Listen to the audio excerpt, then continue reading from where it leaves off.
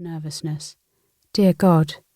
Before my inner eye, I saw my passport and visa on the dressing table in the room I rented. Fuck. I was well aware that the locals had to have their passports on them at all times, but I hadn't considered for a second that that applied to me too. I don't have that on me right now, I explained. The policeman did not reply. He looked around the deserted landscape. Please step out of the vehicle, señorita, he said sternly and opened the car door for me. I hesitatingly did as he said. Don't you know you should always keep your passport and visa on you while you're here, he said.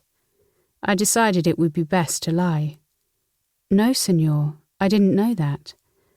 I'm sorry, but I've only been here for a month, and nobody told me. Why are you here? He asked.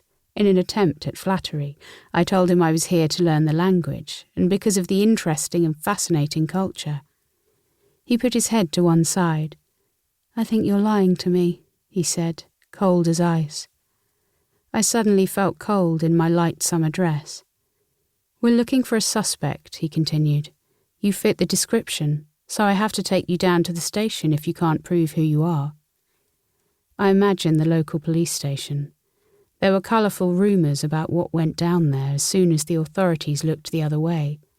He made a gesture to the hood. I'll have to search you as well. Please put your hands on the hood. Search me? I looked at him, horrified. My dress barely covered the important bits. How on earth would I hide anything besides my body under it? Now, he barked. I jumped and turned to the hood. It felt warm to the touch. I swallowed heavily. His big hands rested on my shoulder blades and slid down my back. Then he folded them around my bum and gently stroked his way up my thighs. It felt more like caressing than searching. Against my will, I felt a warmth spread through my tummy. My nipples stiffened. I noted, embarrassed, that you could clearly see that through the thin dress fabric. His hands slid up my tummy, and I watched them rest across my breasts. He wore 2 gold rings and a big, vulgar gold watch. His hands were big and strong, and a couple of shades darker than my own skin. He started rubbing my breasts roughly. I gasped from shock and arousal.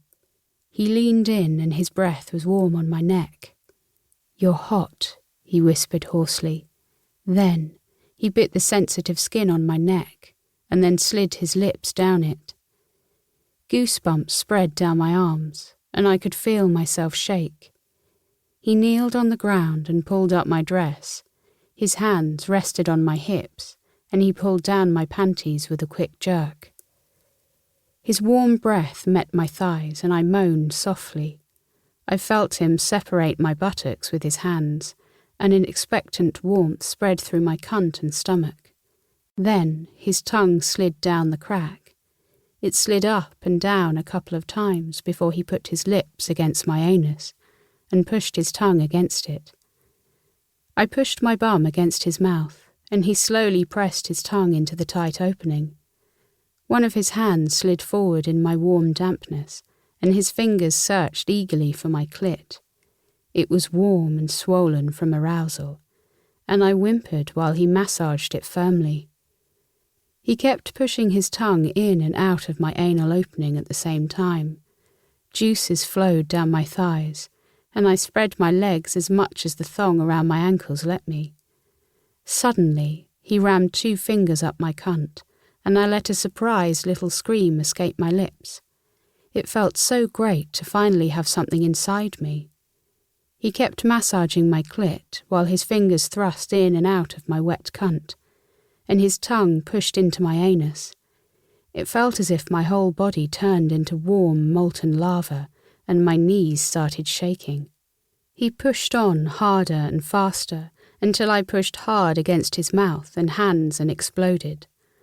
I screamed as I came and pushed down against his eager hands and searching tongue. My juices overflowed, and he kept stimulating me until the last of the aftershock had settled. I leaned heavily on the car. My breath came in short gasps. The police officer slowly stood up behind me, and I heard him unzip.